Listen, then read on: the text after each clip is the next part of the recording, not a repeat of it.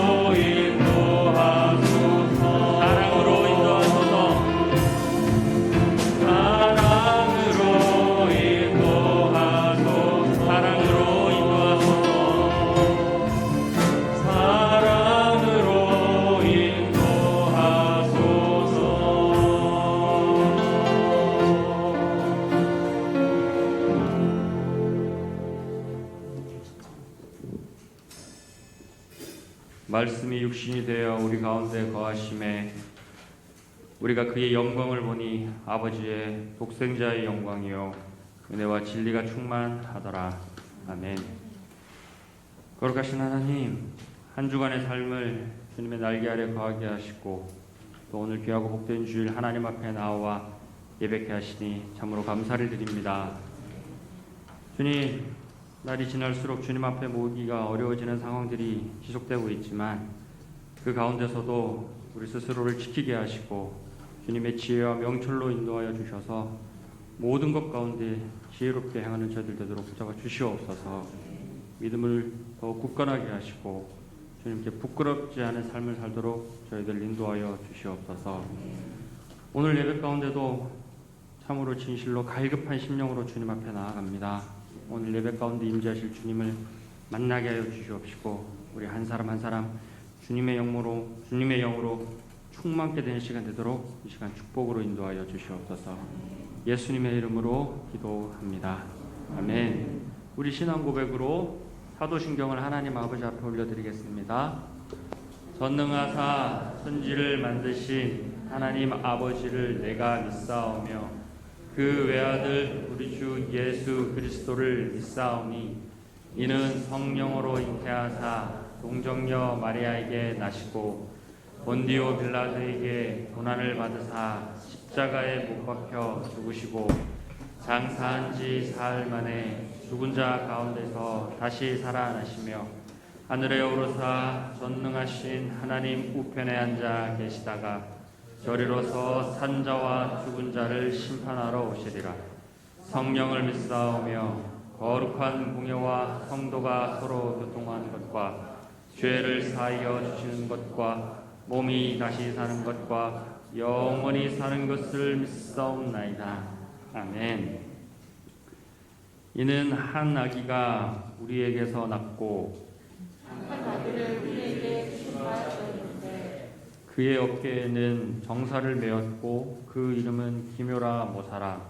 전능하신 하나님이라 영존하신 아버지라 평강의 왕이라. 그 정사와 평강의 더함이 무궁하며 다윗의 나라와 그 나라의 분명하며 그의 나라를 높이 세우고 지금 이후로 영원히 정의와 공의로 그것을 보존하실 것이라. 오늘 다윗의 때문에 너희를 위하여 역사하시니 곧 그리스도 주시라. 아멘.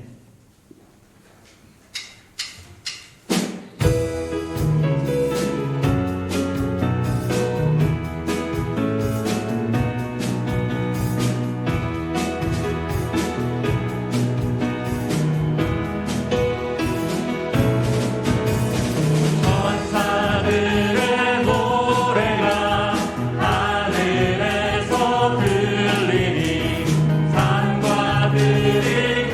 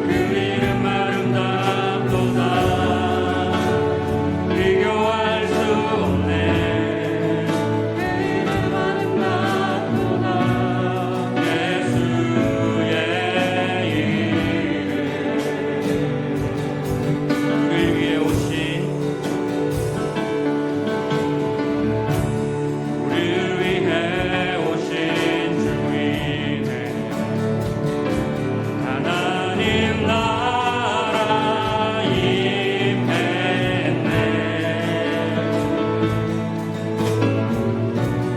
죄보다 크신 그 사랑 무엇도 끊지 못해. 그 이름 경이롭도다. 그 이름 경이롭도다. 나의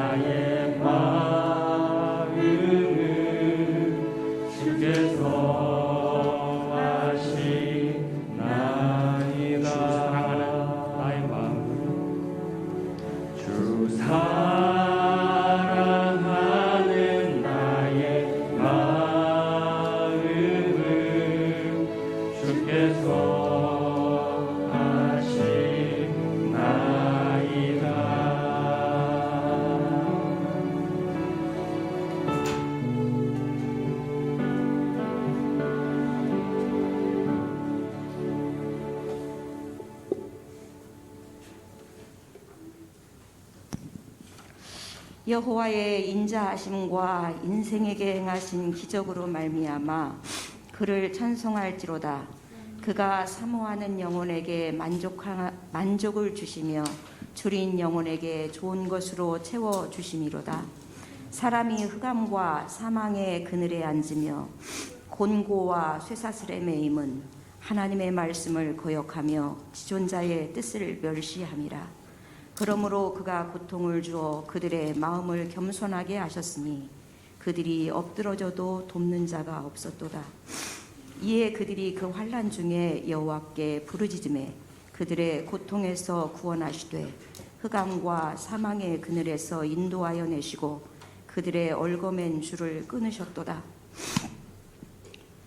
사랑하는 아버지 하나님, 세상 만물을 만드시고 세상을 주관하실 뿐만 아니라 우리 인생 한 사람 한 사람의 인생을 주관하시며 우리의 모든 것을 주님께서 인도해 주시는 주님을 찬양합니다.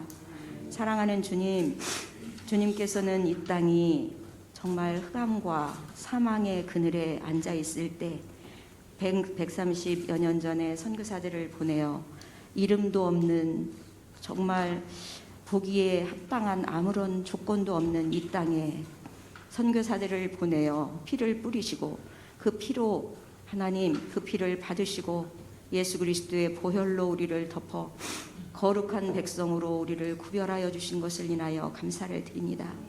하나님, 이 시간 이 자리에 있을 수 있는 것만으로도, 예배할 수 있는 그것만으로도 정말 주님 너무나 좋습니다. 하나님, 이 시간 기도할 때 내가 이 자리에 있다고, 내가 너희 하나하나를 보고 계시다고 이렇게 말씀하시는 하나님을 찬양합니다. 사랑하는 주님, 우리의 눈이 열리고 마음이 열리고 영이 열림으로 하나님 세미한 음성을 들을 수 있도록 은혜를 입혀주시고 하나님 만지시는 그 따스함을 느낄 수 있는 이 시간 될 수 있도록 성령 하나님 인도하시고 역사하여 주시옵소서. 사랑하는 주님, 감사합니다. 우리가 모든 것이 풍요로울 때는, 모든 것을 할 수 있다고 느낄 때는 내 의가 승하여 하나님을 바라보지 않고 내 의로 모든 것을 감당하며 죽어가는 생명들을 돌아보지 못했던 것을 이 시간 고백하며 용서를 구합니다. 북한 땅에 있는 당신의 사랑하는 백성들은 날마다가 죽음의 사슬에서 아버지 하나님, 그럼에도 불구하고 살아계신 하나님으로 인하여 기뻐하며 오늘은 어디에서 예배할까? 하나님, 오늘은 산에서, 오늘은 들에서, 때로는 무덤 안에서 이렇게 방황하며 하나님을 예배하는 족속들이 있음에도 불구하고 우리는 조금만 여건과 환경이 부족하고 연약해지면 우리 자신을 바라보고 넘어지는 저희들의 모습을 이 시간 고백하며 용서를 구합니다. 사랑하는 주님, 우리가 정말 아무것도 모르는 죽을 수밖에 없는 죄인일 때 주님 우리를 찾아와 주셔서 또 그 예수 그리스도로 이 땅에 보내신 하나님의 사랑으로 말미암아 하나님 당신의 사랑을 확증하시고 오늘도 사랑하는 자야, 나의 누이 나의 사랑하는 자야, 나와 함께 가자 이렇게 말씀하시는 하나님이 우리와 함께 하시는데 우리가 무엇을 두려워하며 무엇을 염려하겠나이까?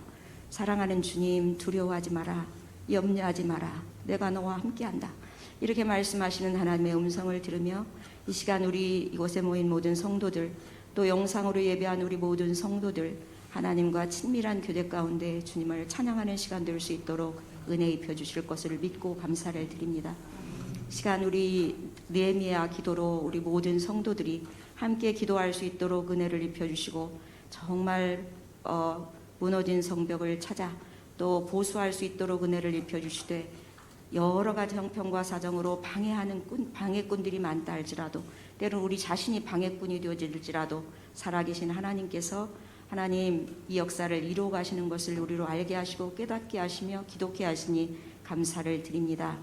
사랑하는 주님, 이 시간 말씀을 들고 서시는 목사님 위에 기름 부어주셔서 그 말씀이 생명을 살리는 말씀, 심령과 골수를 찔러주게 새롭게 되어지는 귀한 말씀이 되어질 수 있도록 기름 부어주실 줄 믿고 사랑하는 주님, 여기저기에 이 자리에 모이고 싶어도 모이지 못하는 생명들, 병으로 인하여 힘들고 어려운 생명들, 또 여러 가지 환경과 여건으로 인하여 모이지 못한 생명들 한 사람 한 사람 찾아가 주셔서 함께 예배하는 시간 될 수 있도록 은혜 입혀 주실 줄 믿고, 특별히 찬양팀으로 수고하는 모든 생명들 위에 기름 부어 주셔서 저들의 찬양이 하나님 나라에 아름답게 흠양이 되는 그런 시간 될 수 있도록 은혜 입혀 주실 줄 믿고, 모든 것을 주님 손에 의탁하오니 시작에서부터 마치는 시간까지 더럽고 추악한 어둠의 권세가 틈타지 못하게 하시고, 방해하던 어떤 요인도 발생하지 아니하도록 은혜 입혀 주셔서 오직 주님께만 영광 돌리는 귀한 예배로 주님께 드려지는 시간 될 수 있도록 은혜 입혀 주실 줄 믿고 감사를 드리며 예수 그리스도 이름으로 기도드리옵나이다. 아멘.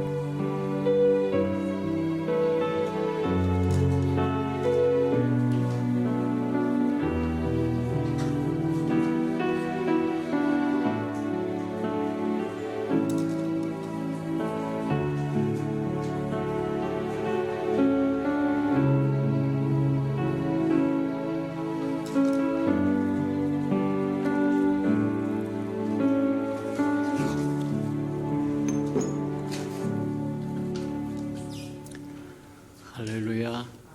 주의 은혜가 저 여러분에게 충만히 많은 시간 되기를 주님의 이름으로 축복합니다.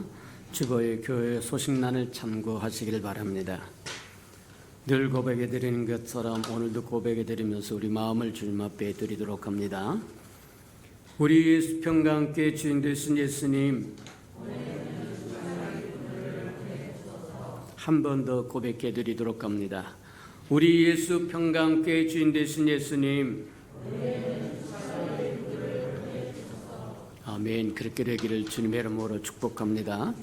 우리 예수 평강 함께 주인이 예수님이시니까 그 예수님으로 인하여 저와 여러분이 당당하게 서서 수수한 일꾼이 되는 저와 여러분 되기를 축복합니다.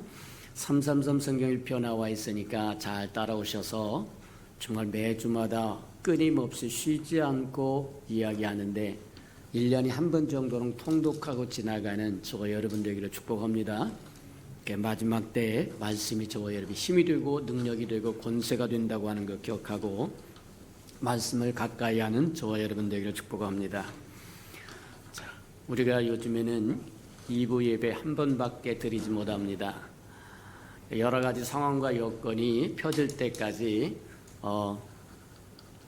식당도 방학에 들어갔고 오후 예배도 가정 예배로 대치가 되어 있으니까 가정 예배 잘 회복하는 저와 여러분 되기를 축복합니다.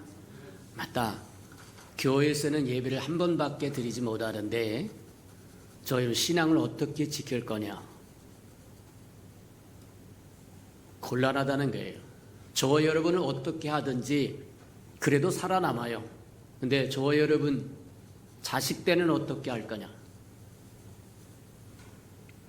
지금까지 저와 여러분은 그래도 서당께 3년이면 풍어를 읊는다고 듣고 보고 배운 것이 있어서 어떤 환경이 오든지 상황이 오든지 여건이 오든지 저와 여러분은 버텨낼 수 있어요.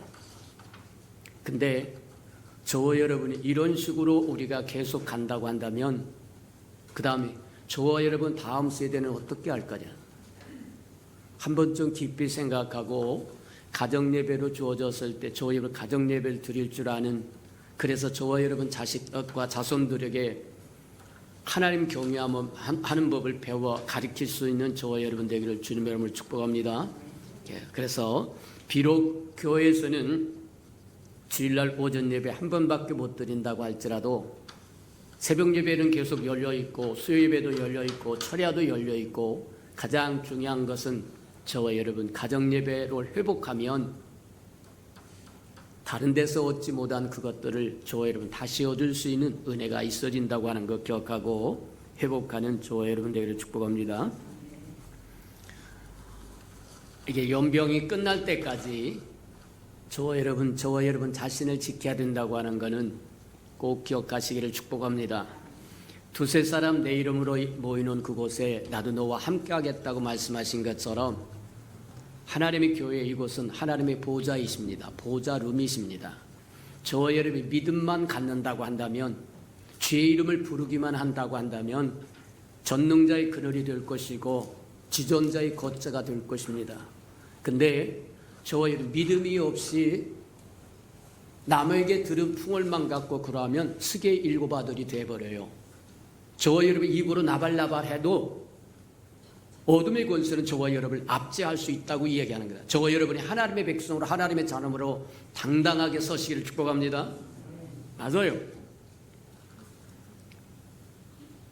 그럼에도 불구하고 저와 여러분을 지켜낼 줄 아는 지혜가 충만하기를 축복합니다. 불필요한 곳에 오고 가고 하지 말고 꼭 해야 할 일만 잘하며 하되 주의 이름을 불러가면 주의 이름으로 행하시기를 축복합니다. 그래서 저와 여러분을 지켜가시는 은혜가 있기를 축복합니다. 느헤미야 기도회를 계속해서 있으니까 저 여러분 주일날 저녁이면 오후면 어김없이 오는 기도의 제목들을 쭉 보시고 저 여러분 함께 동참해서 기도해서 기도 용사가 되기를 축복합니다. 하나님은 영이십니다. 영이신 하나님 환영하여 저와 여러분이 기도할 때 하나님의 영이 저와 여러분이 충만히 임한다고 하는 걸 기억하고 온 교인들이 느헤미야 기도에 동참해서 함께 기도하는 저와 여러분 되기를 축복합니다. 원래 오늘 운영회를 하기로 했는데 이게 아직 전달하지 못한 달력이 있어서 오늘 오후에 달력 전도를 하도록 그렇게 하고 뭐 이렇게 많이 남은 것은 아니기 때문에 자원하는 몇 사람만 하도록 그렇게 하고 그래서 청소하고 바로 출발하고 나가지 못하고 저기 하신 분은 똑같이 지난번과 똑같이 여기 모여서 중보 기도를 협력하고 그렇게 하시기 바랍니다. 24일 날 저녁에 우리 성탄절 전야인데 예배와 함께 선물 나누기를 원합니다. 다른 때보다 풍성하기를 원합니다. 저와 여러분의 집에 쓰지 않는 새 것을 다 가지고 오세요. 그게 옷이 되었든 뭐 주방 기구가 되었든 뭐가 되었든 학용품이 되었든 기계가 되었든 뭐 다 가지고 와서 저와 여러분 함께 나누어 가지는 은혜가 있기를 축복합니다. 그래서 다른 해보다 오히려 더 풍성하고 즐겁고 기쁜 성탄절이 되었으면 참 좋겠다. 세상은 이미 성탄절을 잃어버렸습니다. 상실해버렸습니다. 성탄절이 뭔지도 모릅니다. 그런데 교회까지도 성탄절을 잃어가 버리고 있다는 거예요. 그냥 세상이 하는 방법대로 방식으로 그저 그날만 빼꼼히 하고 그리고는 사라져 버린다는 거예요. 이게 곤란하다고 얘기합니다. 저와 여러분이 다시 한번 되살리는 은혜가 있기를 주님의 이름으로 축복합니다. 12월 행사와 모임입니다. 12월 20일 운영위원회 있고 24일 목요일 성탄 전화 찬양 예배 있고 금요일 성탄 예배와 성찬 예식이 있고 유아 세례 예식이 있을 테니까 참고하시고 준비해 주시기 바랍니다. 12월 27일 예산총회가 있고 12월 마지막과 21년 첫 번째 주간 특별 새벽 예배로 들어갑니다. 한 해를 마무리하고 또 한 해를 또 받으실 때 저 여러분 준비된 그릇이 되어서 하나님의 주시고자 하는 풍성함을 누리며 살아가는 저 여러분 되기를 축복합니다. 하나님의 말씀 봉독해 드리도록 합니다. 하나님의 말씀은 열왕기하 2장 1절에서 11절까지 저와 함께 교독해 보도록 합니다.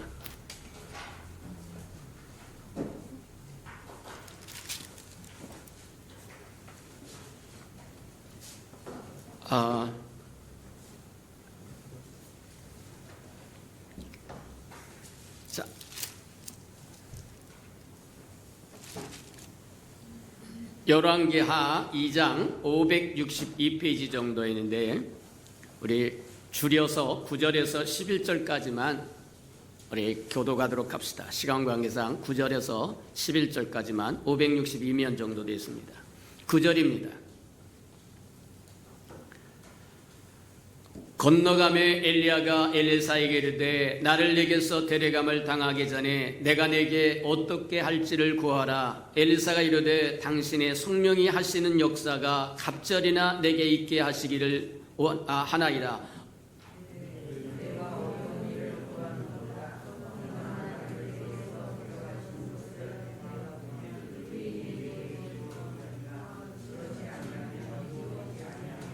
(11절) 다 같이 시작. 두 사람이 길을 가며 말하더니 불새로와 불말들이 두 사람을 갈라놓고 엘리야가 회오리 바람으로 하늘에 올라가더라. 아멘. 우리 샬룸 성가대가 나오셔서 아름다운 찬양을 들으신 후에 당신의 영감이 갑절이 있기를 하는 두 번째 말씀 듣도록 합니다.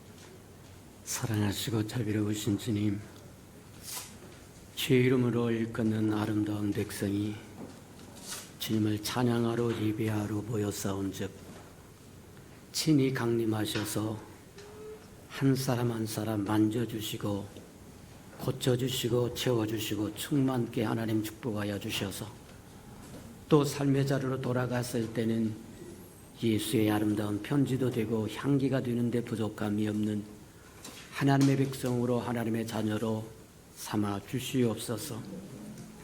말씀을 듣겠사오니 깨닫도록 깨닫는 영을 우리에게 더하여 주셔서 말씀을 인하여 하나님의 마음도 알고 생각도 알고 뜻도 알고 섭리도 알아서 자원하여 기꺼이 동행도 하고 동역도 하고 대행도 하고 대언도 하며 살아가는 하나님의 백성으로 이 땅에 살아가는 우리 예수 평강의 모든 생명들 식구들 되게 축복해 주옵소서.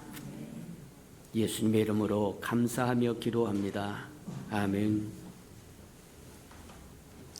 성경에는 많은 사람들이 왔다 많은 사람이 갔다고 기록이 되어 있습니다. 낳고 죽고 낳고 죽고 낳고 죽고 인생의 난이 70이요 강건하면 80이라고 이야기한 것처럼 한 세대가 가고 한 세대가 다시 오고 맞아요. 오는 세대가 있는가 하면 가는 세대가 있고 가는 세대가 있는가 하면 오는 세대가 있다. 근데 분명한 것 중에 하나는 가는 세대는 오는 세대에게 주어야 할 것이 있고 오는 세대는 가는 세대에게 받아야 할 유산이 있다고 하는 거다. 가는 세대가 오는 세대에게 줄 것이 없으면 잘못 산 것이고 오는 세대가 가는 세대를 무시해서 그들이 유산을 받지 않는다고 한다면 고통을 더할 거라는 거예요. 저와 여러분의 삶이 마찬가지다. 저와 여러분이 가는 세대가 되든 오는 세대가 되었든 가는 세대는 오는 세대에게 줄 풍성함이 있고 오는 세대는 가는 세대를 무시하지 말고 그들이 남긴 아름다운 유산을 이어받을 줄 아는 지혜가 있기를 주님의 이름으로 축복합니다. 그것을 잘 설명해 주는 것이 바로 뭐냐면 엘리야와 엘리사의 세대 교체라는 거예요. 엘리야 시대의 풍성함을 엘리사가 받기를 원하는데 받는 정도가 아니라 갑절로 받기를 원합니다. 얼마나 아름답고 갑절로 달라고 한 이야기는 줄 것이 그만큼 있다고 하는 거다. 당신이 가진 영감을 갑절로 받아야만 오는 세대를 우리가 승리하며 이길 수가 있을 것 같으니까 당신이 가졌던 하나님의 영감을 갑절로 주세요. 맞다. 우리가 지금까지 들여다봤던 것처럼 엘리사가 엘리야의 후계자가 되어서 지금 갑절의 영감을 달라고 이야기하는 데까지 몇 가지 과정을 거쳐가더라고요. 그 과정을 보니까 첫 번째 우리가 잘 아는 것처럼 엘리야가 낙심하고 좌절하고 절망하고 있을 때 하나님이 그를 불러내서 다시 소망을 불러내. 엘리야야 네가 어찌하여 여기 있느냐. 내려가라. 가서 아람 왕 하사엘에게 기름을 부어서 임금을 왕으로 세우고 이스라엘 예후에게 기름을 부어서 이스라엘 왕으로 세우고 그리고 사밧의 아들 엘리사에게 취하여 네 후계자로 삼아라. 그래서 찾아갑니다. 찾아갔더니 이 엘리사가 뭐냐면 12결의의 소리를 이끌고 농사를 짓는 총 24마리라는 얘기입니다. 땅이 적박하여 한 마리 갖고는 뭐하는 땅을 갈 수 없었던지 2마리씩 한 결의를 이루어서 땅을 갈고 농사를 지니까 분홍의 아들일 겁니다. 시골에 가도 소 24마리 갖고 농사 짓는 집은 없어요. 기껏해봤자 한두 마리 정도입니다. 마찬가지라는데 12결의를 이끌고 농사를 했다고 한다면 분홍의 아들입니다.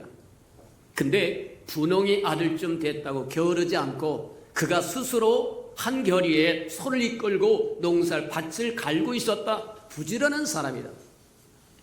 하나님이 쓰시고 싶어하는 사람은 어떤 사람이냐? 부지런한 사람입니다. 뒤로 쳐져 있는 사람이 아니라 무슨 일이든지 적극성을 띠고 하나님이 주신 사명을 감당하고자 하는 자에게 하나님은 은혜를 베푸신다는 거예요. 이 엘리사는 분홍의 아들이 틀림없음에도 불구하고 스스로 소를 이끌고 밭을 갈고 이랬을 때 당시의 최대의 선지자였던 큰 선지자였던 엘리야가 와서 그의 겉옷을 던져줍니다. 그 얘기는 하나님이 너를 부르신다. 그랬더니 그 겉옷을 받고 나에게 조금만의 기회를 주십시오. 시간을 주십시오. 그러더니 자기가 몰았던 소들을 다 잡아서 구워서 삶아서 친구들에게 이웃에게 다 나눠주고 엘리야를 따르더라. 그게 그가 거쳐야 했던 첫 번째 과정입니다. 하나님의 부르심이 있을 때 저와 여러분 기로에서는 선택할 것이냐 말 거냐, 순종할 것이냐 말 거냐 기로에 서 있다는 거예요.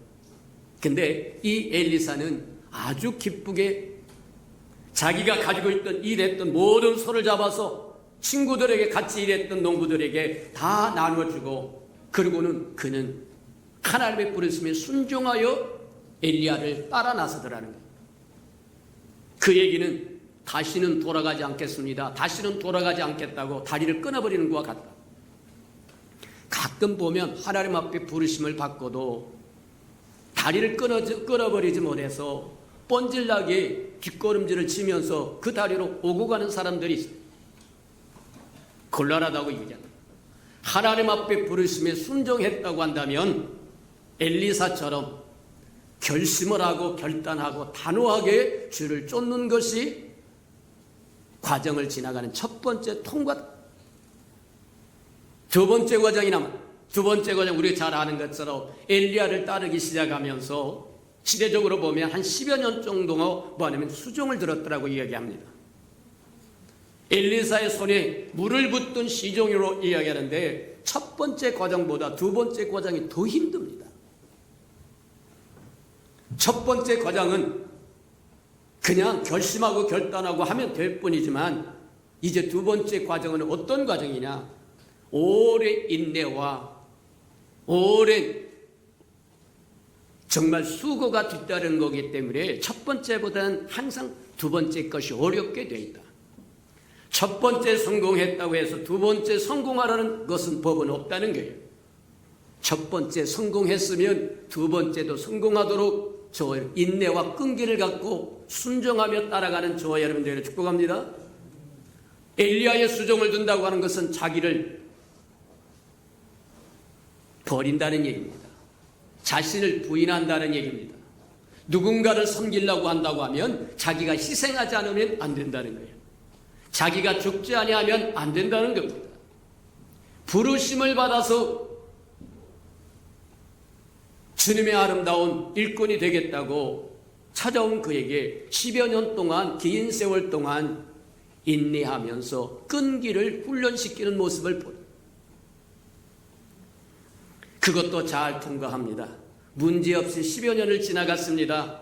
이제 드디어 하나님께서 엘리야를 취하실 때가 가까워. 그래서 모든 사람이 엘리야도 알고 엘리사도 알고 선지학교 오늘날로 이야기하면 신학교 생도들도 알고 하나님께서 여호와께서 당신의 스승을 하늘로 취해갈 것을 모르십니까? 나도 안다. 잠잠하라. 그렇게 이야기한 것처럼 모든 사람이 엘리야를 데려가실 것을 알고 있었더라는 거예요. 그러면서 엘리야가 그렇게 얘기합니다. 엘리야가 불러서 이제 10여 년 동안 인생을 보고 모든 것을 보았으니까 이제 마지막으로 진짜 처음에 가졌던 그 마음이 끝까지 있는지 보겠다. 그러면서 그에게 마지막 과정을 거치게 하는데 하나님께서 나를 길갈로 가라 하신다. 길갈이라고 하는 것이 어떤 것입니까? 길갈이라고 하면 우리가 생각나는 것이 몇 가지가 있는데 그 첫 번째가 뭐냐면 여호수아서에 보면 그렇게 이야기합니다. 이스라엘 백성이 애굽에서 나와서 광야에서 40년 동안 방황을 하게 됩니다. 방황을 하는 이유가 뭐냐? 주된 이유는 그들이 적과 꿀이 흐르는 가나안 땅을, 약속의 땅을 받았지만 400년이라고 하는 긴 세월 동안에 애굽에서 살았던 뼛속까지 종로로 됐던 그들의 옛사람을 버리지 않고는 하나님의 약속하신 땅에 들어갈 수 없다는 거예요. 들어가도 제 기능을 못한다는 겁니다. 제 몫을 못한다는 거예요. 그래서 홍해를 거쳐서 나옵니다. 애굽에서 해방됩니다. 홍해를 거쳐서 나와서 광야에서 무엇을 하느냐? 하나님의 거룩한 백성으로 살아갈 성품을 배워야 돼요. 오늘날 저와 여러분도 예수 믿고 구원받아서 교회에 나오게 되면 다 끝난 것이 아니라 이제 하나님의 아들의 성품을 배워가기 시작하는 겁니다. 넘어지기도 합니다. 자빠지기도 합니다. 뒤집어지기도 합니다. 이리 찢기고 저리 찢깁니다. 맞아요. 근데 분명한 것은 모든 것을 합하여 선을 이루겠다고 말씀하신 것처럼 그 모든 과정을 거쳐야 하나님의 아들의 성품을 닮아가는 것. 이스라엘 백성도 마찬가지였습니다. 애굽에서 나왔던 모든 사람들이 군사로 소집을 하느냐면 부름을 받을 만한 사람들은 다 광야에서 사라지고 없었어. 다 죽었다는 얘기입니다. 이제 광야에서 새로 태어난 세대만 남았다는 거예요. 때가 참에 하나님께서 그들에게 요단을 건너서 적과 꿀이 흐른 가나안 땅에 들어가라고 말씀하세요. 근데 보면 재미있는 것. 이스라엘 백성은 요단을 건널 능력이 없습니다. 근데 하나님께서 비법을 주시는데 그 비법이 뭐냐면 그거예요. 오늘날이나 예전이나 하나님이 우리에게 주신 비법은 우리 이성에 맞지 않습니다. 우리 논리에 맞지 않습니다. 기억하시길 바랍니다. 하나님의 비법이 아무리 이상해도 하나님이 주신 것은 하나님이 주신 것으로 받아서 순종해야 하고 믿음으로 실천해야 된다는 거예요. 하나님이 주신 비법은 뭐냐면 제사장들이 하나님의 법궤를, 하나님을 상징하는 하나님의 법궤를 어깨에 메고 먼저 요단강으로 들어가라는 겁니다. 무거운 법궤를 메고 요단강에 들어가면 푹 가라앉아 죽든지 빠져서 죽든지 죽을 겁니다. 그게 인간의 생각이라는 거예요. 근데 하나님의 비법은 뭐라고 이야기하느냐면 들어가라고 이야기합니다. 순종하여 법궤를 맸던 제사장들이 죽으면 죽으려다 하는 마음으로 말씀에 순종하여 요단강에 발을 담겼더니 요단 강물이 쫙 갈리고 말합니다. 하나님의 말씀은, 하나님의 축복은, 하나님의 은혜는 말씀에 순종할 때 옵니다. 저와 여러분 통박 굴릴 때 오는 게 아닙니다. 아무리 이상하게 들린다고 할지라도 하나님의 말씀하심으로 말씀에 순종할 때 하나님은 일하시기 시작한다. 그들이 요단강을 들어갑니다. 물이 갈라집니다. 마른 땅이 됩니다. 이스라엘 백성이 따라와서 건너기 시작합니다. 여호와의 법궤를 메었던 제사장들은 물 속에 지금 쫙 갈린 마른 땅에 든든히 서 있습니다. 이스라엘 백성이 다 건너갈 때까지. 다 건너간 후에 여호와께서 여호수아에게 이르기를 제사장들이 서 있던 그곳에서 돌멩이를 빼다가 길갈로 가져가라. 그리고 열두를 뽑아가지고 뭐냐면 강 건너러 가고 또 12돌을 가져다가 제사장이 섰던 돌을맹이를 뺐던 그 자리에다 다시 채워서 싸라고 이야기합니다. 무슨 일이냐? 무슨 의미가 이러냐? 길갈이라고 하는 것은 바로 그런 것입니다. 옛사람이 죽고 새 사람이 되었다고 하는 거예요.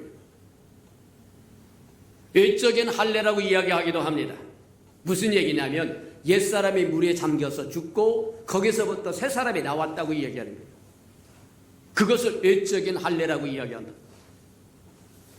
그런가 하면 그래서 뭐하냐면 길갈에는 뭐하냐면 12돌멩이가 탑을 이루고 있는데 그 후손들이 저게 무슨 뜻입니까 하면 여호와께서 이스라엘 백성에게 은혜를 베푸셔서 육지같이 요단강을 가르고 건너왔다고 하는 증표가 되게 하라는 거예요. 저와 여러분도 마찬가지다.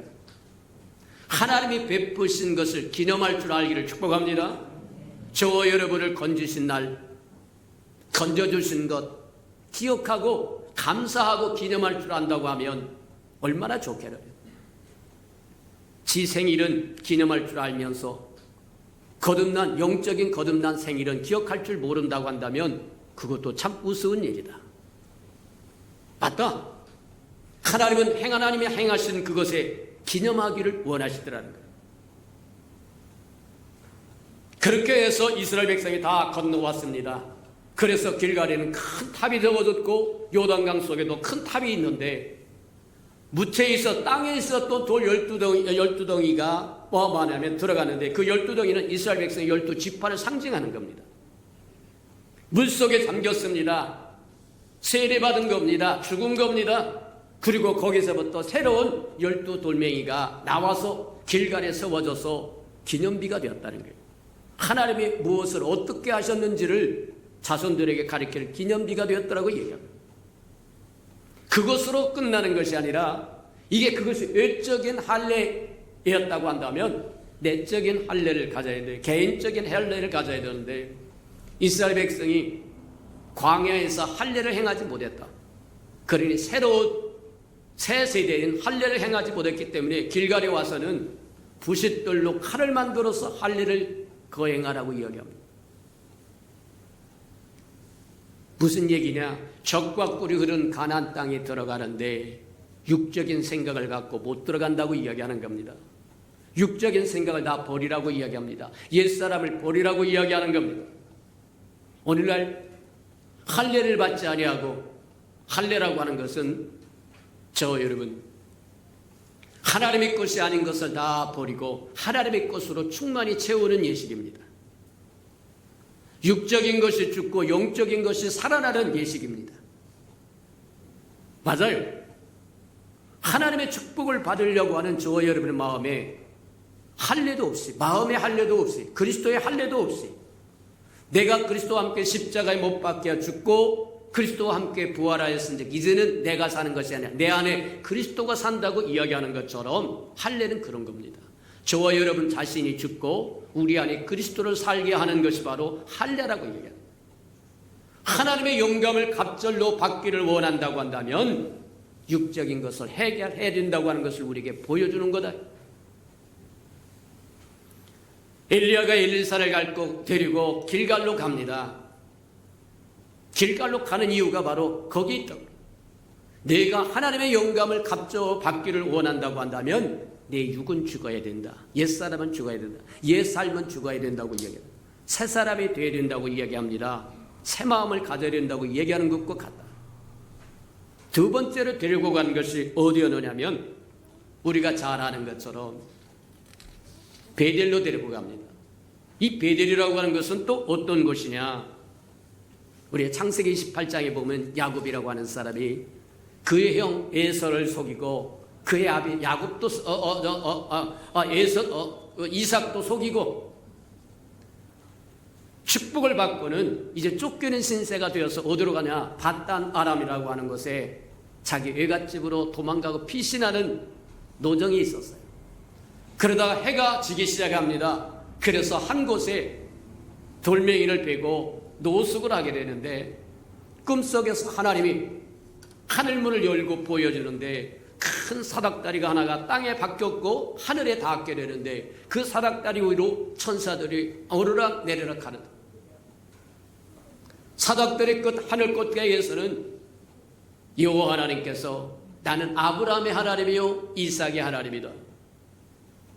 내가 아브라함에게 약속했고 이삭에게 약속했던 그것을 내가 너를 통해서 다 이룰 거라고 이야기해요.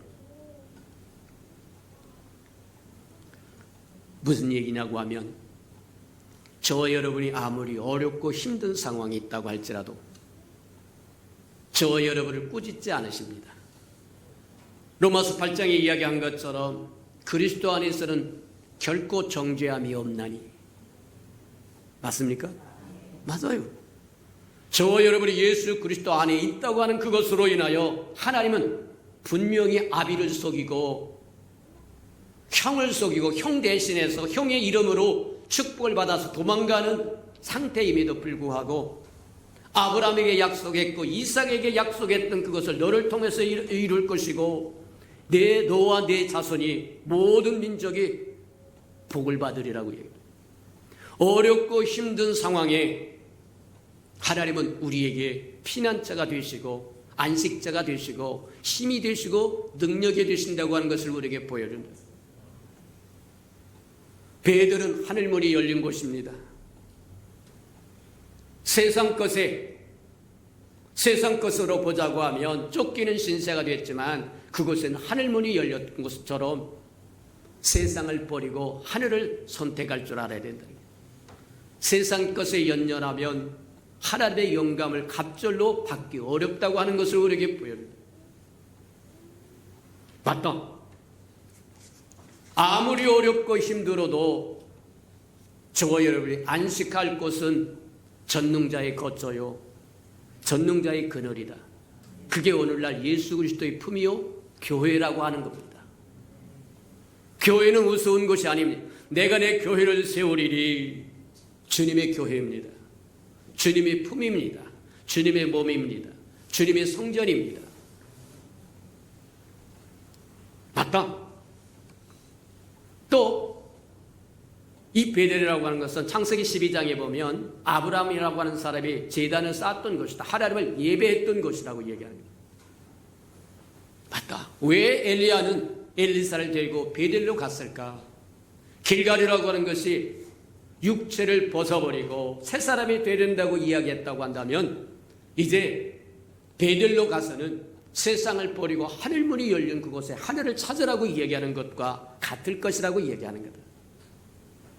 하나님의 영감을 갑절로 받기를 원하면 저와 여러분 옛사람의 것을 버리고 세상적인 것을 버리고 하늘의 것을 구할 줄 알아야 된다. 하늘의 것을 붙들 줄 알아야 된다고 이야기하는 거다. 저와 여러분 우리 예수 평강교회 모든 생명들이 그리하시기를 주님의 이름으로 축복합니다. 세 번째로 데리고 갔던 곳이 어디냐? 여리고라고 이야기합니다.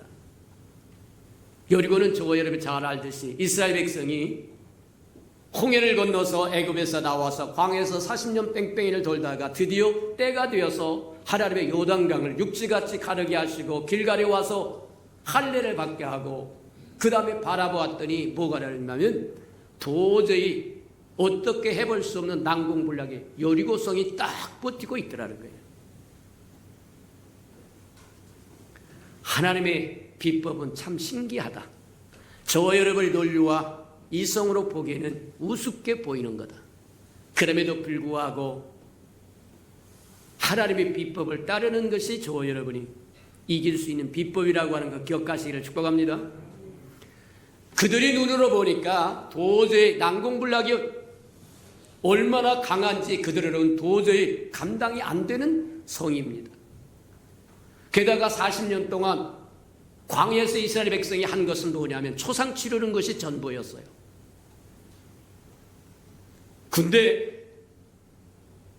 군대에 나갈 만한 용사만 애굽에서 나올 때 60만이었다고 하니까 거기에 할아버지 붙이고 할머니 붙이고 엄마 붙이고 아버지 붙이고 동생 붙이고 누이 붙이고 하면 못 잡아도 200~300만은 넘을 거라는 얘기입니다.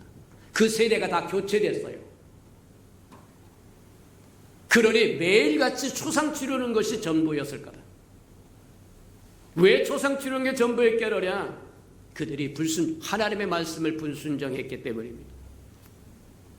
하나님이 주시겠다고 하는 적과 꾸려는 가나안 땅에 들어가라고 그랬더니 못 들어간다는 거예요. 결국 부정적인 생각을 갖고 하나님의 말씀에 믿음이 없었던 사람은 광야에서 매장되고 말았고, 광야에서 새로 태어났던 새로운 세대가 요단강을 거쳐서 길가를 거쳐서 바라보니까 여리고에 이르니까 도저히 갈 수가 없는, 얻을 수 있는 저기가 아니, 하나님께서 여호수아를 통해서 그들에게 하나님의 전략을 주는데, 하나님의 전략이 참 우스운 전략이다. 하루에 한 바퀴씩 여리고성을 돌라는 겁니다. 전쟁을 하러 간 이스라엘 백성이 하루에 한 번씩 돌라고 이야기합니다. 이성적으로 안 맞습니다. 합리적으로도 안 맞습니다. 여러 가지 형태도 안 맞습니다. 근데 하나님의 명령이십니다. 기억하는 저와 여러분들에게 축복합니다. 내 생각은 내 생각과 다르다고 얘기한 것처럼 저와 여러분의 생각이 다르다고 하나님의 말씀을 버려버리면, 하나님의 명령을, 하나님의 권고를 버리면 얻을 것이 아무것도 없다는 거예요. 이스라엘 백성이 애굽에서 나온 것도 들었습니다. 여리고 사람들이, 성읍 사람들이 다 들었습니다. 오늘날 식으로 이야기하자면 뭐하냐면 보부상들이 지나다니면서 뭐하냐면 소식을 전합니다. 그냥 뭐하냐면 보따리찜 장사들이 이 성읍 저거 성읍 와가면서 장사하면서 소식을 전달해 줍니다. 그 소식을 들었습니다. 광야에서 풀 한 폭이 나지 않은 광야에서 40년을 버티고 살아온 기적도 받고 들었고, 요단강을 육지같이 걷는 기적도 들었고, 그러니 여리고 사람들은 튼튼한 난공불락의 성을 가졌지만 두려움에 떨어서 움츠리고 성문을 굳게 다지고 있어서 마음을 졸이고 있었는데, 와서 하는 행태를 보니까 하루에 한 바퀴씩 도는데 말도 없이 돌더라는 거예요. 하나님이 뭐라고 얘기하냐면 하루에 한 바퀴씩 돌되 소리 내지 말고 돌려. 제7일은 7바퀴를 돌고 그리고 함성을 지르라고 얘기합니다. 아마 처음에 한 바퀴 돌았을 때는 이게 무슨 일인가 하고 대단히 겁먹었을지도 모릅니다. 근데 이틀이 지나갑니다. 아무 기색도 없고, 그 다음에 그들의 행태를 보자 광야에서 군사훈련을 한 것도 아니고 완전히 오합지졸입니다. 그러니까 이제 여리고 사람들이 담대함을 가져서 여리고 성으로 나와가지고 전부 다 조롱해서, 야, 니놈들이 무슨, 아마 조롱을 했을 겁니다. 왜 하나님께서 하루에 한 바퀴씩 돌고 제7일 7바퀴를 돌되 소리 내지 말고 돌라고 그랬을까? 하나님은 저와 여러분이 명하실 때 마구잡이로 명하신 분이 아니라 저와 여러분의 유익을 위해서 명하신다. 첫 번째로 하나님이 그와 같이 하나님의 비법을 전수해 준 것은 도저히 상상할 수 없는 비법이요, 도저히 논리에 맞지 않는 비법이요, 전쟁의 책략에 맞지 않는 비법임에도 불구하고 하나님이 그렇게 주신 이유는, 첫째는 너희가 보는 것이 전부가 아니라는 겁니다. 보는 것에 연연하지 말라는 얘기입니다. 보는 것에 사로잡히면 곤란하다고 이야기하는 겁니다. 육적인 눈으로 보면 난공불락입니다. 얼마나 튼튼하게 지었는지 도저히 광야에서 40년 동안 방황했던 그들이 싸움을 해서 얻어낼 수 있는 성읍이 아니라는 겁니다. 그렇다고 한다면 왜 하나님이 그와 같이 하루에 한 바퀴씩 돌고 제7일 7바퀴를 돌라고 했을까? 그리고 소리를 내지 말라고 그랬을까? 첫 번째는 보는 것이 전부가 아니다. 저와 여러분도 마찬가지다. 영적인 원리는 똑같습니다. 우리 앞서 살았던 믿음의 조상들의 원리나 저와 여러분에게 적용되는 원리나 똑같다는 겁니다. 문제 보지 말고 하나님 바라보라고 이야기합니다. 맞습니까? 문제만 바라보면 문제에 매여서 문제로 압사당해요. 그들이 육적인 눈이 바라봤던 것처럼 난공불락이라고 생각하는 여리고만 생각했다고 한다면 그들의 믿음은 그들 하나님이 주시겠다고 하는 약속에 적과 꿀이 흐르는 가나안 땅 복지는 그들이 취할 수 없는 땅에 좌절하고 절망할 거라는 겁니다. 저와 여러분의 정체성이 완전히 흔들려 버리게 됩니다. 이스라엘 백성은 하나님의 백성입니다. 하나님이 꺼내온 하나님의 백성입니다. 선민 백성입니다. 적과 꾸려는 가나안 땅을 주시겠다고 이끌어가고 계시는. 근데 저와 여러분이 육적인 눈으로 보고 안 돼. 그러면 저와 여러분의 생각도 따라갑니다. 저와 여러분의 정체성이 흔들려 버리면 하나님의 저와 여러분을 통해서 할 수 있는 일이 아무것도 없어요. 가지가 흔들려 버리면 비둘기가 앉을 수 없더라고 이야기한 것처럼 저와 여러분 자신이 흔들려 버리면 하나님의 은혜가 임할 수가 없는 겁니다. 맞다. 두 번째 하나님이 그들에게 말씀하시고자 하는 게 뭐냐? 이 소리도 아니고 저 소리도 아닙니다. 세상의 잡다한 소리에 귀 기울이지 말라고 이야기하는 겁니다. 처음에는 여리고 사람들이 움츠리고 있다가 하루 한 바퀴씩 돌고 며칠 때 지나가니까 아무것도 아니라고 하는 것 알고 그 스스로 그렇게 생각하고 이제 뭐 하냐면 조롱하기 시작했습니다. 그들의 행색을 봐도 40년 동안 광야에서 뺑뺑이 도는 백성이니까 남루했을 것이고 무슨 전쟁하기 위해서 갑옷을 입고 투구를 쓰고 그런 전쟁가 아니라는 거예요. 아마 성벽 위에서 끊임없이 야유했을 거다. 근데 그 소리를 들었다고 한다면 그들은 낙심했을 거다. 그들이 본 것으로도 낙심할 것이고 그들이 듣는 소리로도 낙심할 거다. 그래서 침묵하며 하루에 한 바퀴씩 돌고 일곱째 날에는 7바퀴를 돌라고 해요. 세 번째 우리 한번 보자고 하면 왜 그렇게 하라고 하나님이 그렇게 이야기했을까? 하나님의 말씀이 아무리 저와 여러분 생각에 우습게 여겨져도 하나님의 명령에 순종하라고 하는 것을 보여주고 싶은 거다. 그 말씀을 따라서 하루에 한 번씩 한 바퀴씩 돌고 제7일 7바퀴 돌고 그리고 나팔소리와 제사장들이 부른 나팔소리와 함께 함성을 질렀더니 상상할 수 없는 일이 일어나는데 여리고성이 쫙 갈라져 버리고 말더라는 거예요. 저와 여러분이 생각지 않는 방법으로 주어진다고 하는 것을 보여주는 거다. 눈으로 보는 것이 아닙니다. 귀로 듣는 소리가 아닙니다. 하나님의 명령이 우습게 여겨져도 하나님의 명령은 하나님의 명령이십니다. 맞다. 여리고는 바로 그런 교훈을 주는 것이고 사단과 싸워서 이길 수 있는 비법이 뭐냐? 내 눈으로 보지 말고 내 육적인 귀로 듣지 말고 하나님의 명령, 하나님의 말씀 우습게 여기지 말라는 겁니다. 내 눈은 하나님을 바라보고 내 귀는 하나님의 음성에 귀를 기울이고 하나님의 말씀이 내 기호에 맞지 않고 내 생각에 맞지 않고 내 논리에 맞지 않는다고 할지라도 말씀을 선택하면 하나님은 일하기 시작한다고 하는 것을 보여주는 것이 여리고가 우리에게 주시는 교훈이라는 거예요. 마지막으로 하나 더 봅니다. 마지막으로 보니까 어디로 데리고 가냐면 요단으로 데리고 가세요. 이 요단은 오래오래 뒤로 거슬러 올라가면 야곱이 씨름했던 야복강이 바로 요단강입니다. 맞아요. 이 요단강은 이스라엘 백성이 광야 생활을 접어버리고 그 다음에 뭐 하느냐면 12돌을 집어넣고 12돌을 빼내왔던 것처럼 육적인 세례요. 옛사람이 죽고 새사람이 태어났다고 하는 것을 우리에게 보여주는 것처럼 맞다. 이 여리고는 요단은 뭐와 같은 거냐? 저와 여러분이 옛사람이 죽고 새사람의 부활에 동참해야 된다고 하는 부활에 동참. 요단은 예수님이 요단에서 세례를 받았다고 이야기하는 것처럼 맞다. 요단은 새로운 삶의 시작을 얘기해요. 새로운 삶의 시작이 되려고 하면 죽어야 된다고 하는 겁니다.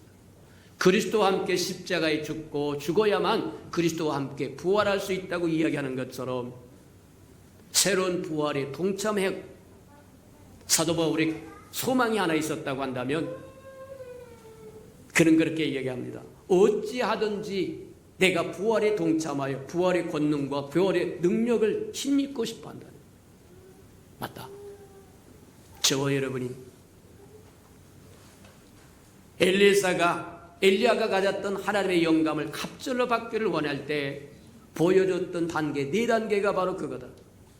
저와 여러분, 육기 죽어야 되는 거예요. 하늘문이 열려야 된다는 거예요. 베델에서 하늘문이 열린 것처럼 열려야 된다는 거예요. 여리고에서 악한 원수를 적을 물리쳤던 것처럼 사단을 이겨야 된다고 합니다.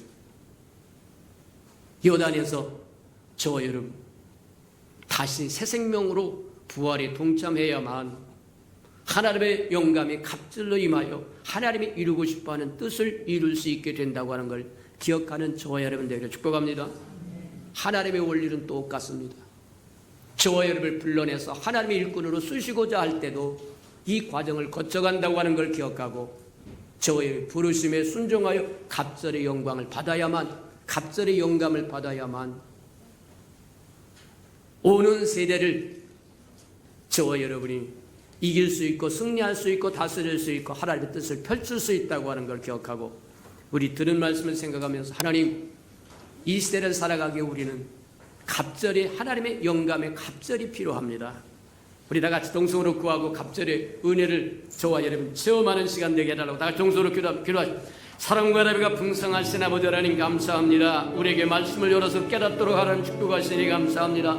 하나님의 생각은 예전이나 지금이나 앞으로나 변함이 없이 동일하다고 하는 것 깨달아 우리 앞서 살았던 믿음의 조상들에게 베푸셨던 영적인 원리가 오늘 이 시대를 살아가는 우리에게 똑같은 영적인 원리라고 하는 것 깨달아서 그들이 걸어갔던 발자취를 우리도 아버지 걸어가면서 이기는 자로, 승리하는 자로, 누리는 자로, 하나님의 뜻을 이루는 자로 살아가도록 축복하시고 인도해 주시옵소서.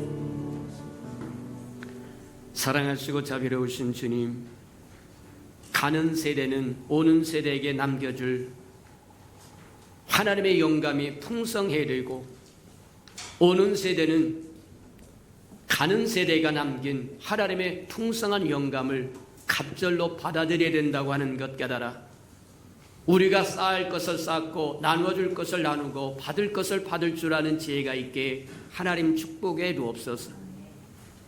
우리 육이 죽고 세상이 죽고 하늘이 열리고 원수를 쳐서 승리할 뿐만 아니라 부활에 동참하여 하나님의 뜻을 이루는 우리 예수 평강의 모든 생명들 되도록 축복해 주옵소서.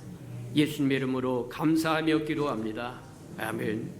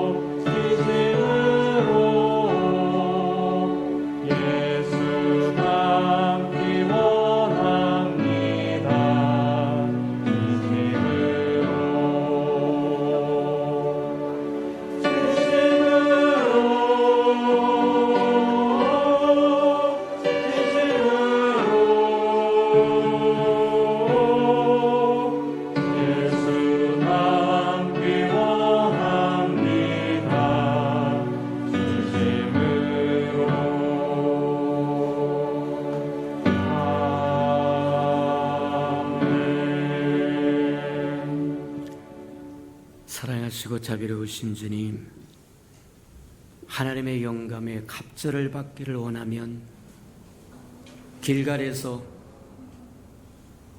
할례를 받아 육을 떨쳐버리고 베델에서 하늘문이 열려야 되고 여리고에서 원수를 무찔러 승리를 해야 되고 요단에서 부활에 동참해야만 된다고 하는 것 깨닫게 하시니 감사합니다. 하나님, 주님의 갑절의 영감이 없으면 이 시대를 살아갈 수 없고 오는 세대를 살아갈 수 없사오니 우리에게 갑절의 영감으로 채우시고 인도해 주시옵소서. 주님 앞에 나올 때 빈손으로 나오지 아니하고 우리에게 명령하신 11조 언약 들고 나왔사온즉 약속하여 주신 것처럼 하늘문을 열고 저들의 곳간에 쌓을 곳이 없도록 쏟아 부어 주옵소서. 달마다 연마다 배가가 되어 그 풍성함으로 이 땅의 하나님의 나라를 확장해 나가는 즐거움과 기쁨으로 살아가도록 은혜 내려 주시옵소서. 저들의 삶의 기한전이 떨어지는 것이 없게 하시고 수고한 것이 숲으로 돌아가는 법도 없게 하시고 맥없이 도둑맞고 빼앗기는 것 없게 하시고 삶의 환경이 날마다 좋아져서 모든 사람이 부러워하는 삶의 환경이 되도록 은혜 내려 주시옵소서. 자원하여 자원 예물도 드립니다. 주님 앞에 씨앗으로 심겨져서 잎이 피고 꽃이 피어 추수할 그날에 100배로 60배로 30배로 거두어 하나님이 함께 하심을 보고 기뻐하게 축복하시고 인도해 주옵소서. 주님의 교회가 이 땅에 세워지기를 원하여 건축 헌금 드리오리 연락하시고 오병의 기적을 일으켜 주시옵소서. 저들의 삶에 얽히고 설킨 장막에 문제 있거든 하나님 다 풀어지도록 해결되도록 은혜 내려 주시옵소서. 주님의 교회, 주님의 복음의 말씀이 땅끝까지 증거되기를 원하여 선교 헌금 드리오리 주님 연락하셔서 복음을 실현하는 신실한 마차 역할을 감당하도록 축복하여 주시고 저들이 생업이 든든히 세워질 뿐만 아니라 확장되고 기름지게 되어서 하나님의 나라가 확장되는 것처럼 저들의 삶도 확장되도록 축복하시고 인도해 주옵소서. 하나님, 이웃을 기억하며 구제헌금도 드리오리 위로받아야 할 사람 위로받도록 축복해 주옵소서. 주는 자가 받는 자보다 복이 있다고 말씀하셨사오니 우리로 하여금 주는 자의 위치에 서 있도록 또 하나님 채워주시고 인도해 주옵소서. 이웃의 자녀를 위하여 장학금도 드립니다. 저들의 자녀는 머리를 쫀쫀 꼬리를 이지 않도록 키우셔서 하나님과 사람 앞에 존귀한 자로 쓰임받도록 축복하시고 인도해 주옵소서. 주님을 사랑하여 시간도 드립니다. 마음도 드립니다. 정성도 드립니다. 재능도 드립니다. 음식도 드립니다. 이 모양 저 모양으로 헌신합니다. 하나님 다 연락하셔서 주의 영광을 따라 주의 영광에 풍성한 은혜를 베풀어 주시옵소서. 만물이 여호와의 것이고 여호와의 것을 먹고 마심으로 여호와 앞에 나올 때 빈손 들고 나오지 아니함이 마땅함에도 불구하고 원수에게 속아 다 빼앗겨 버렸다고 한다면, 그래서 빈손 들고 온 생명이 있다고 한다면 다시 한번 회복할 수 있는 기회도 허락해 주시옵소서. 예수님의 이름으로 감사하며 축복기도 합니다. 아멘.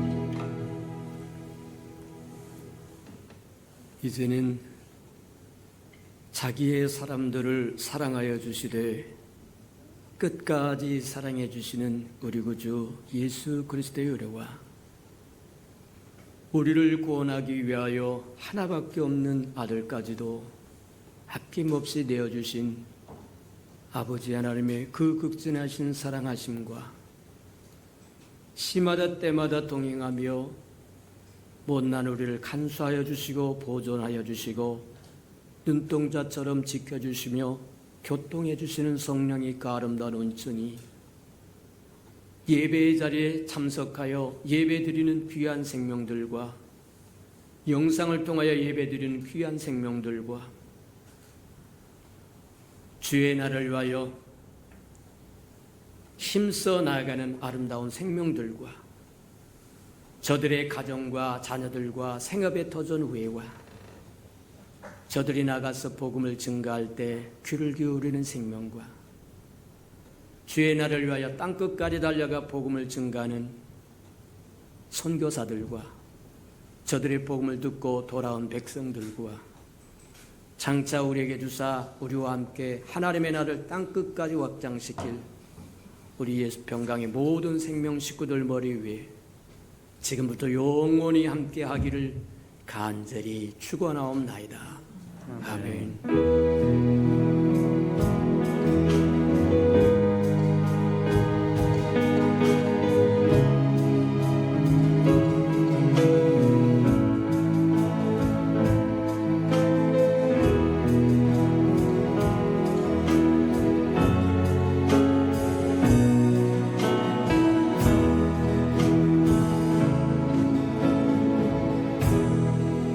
우리 예배를 받으신 하나님께 감사와 영광의 박수를 올려드리겠습니다.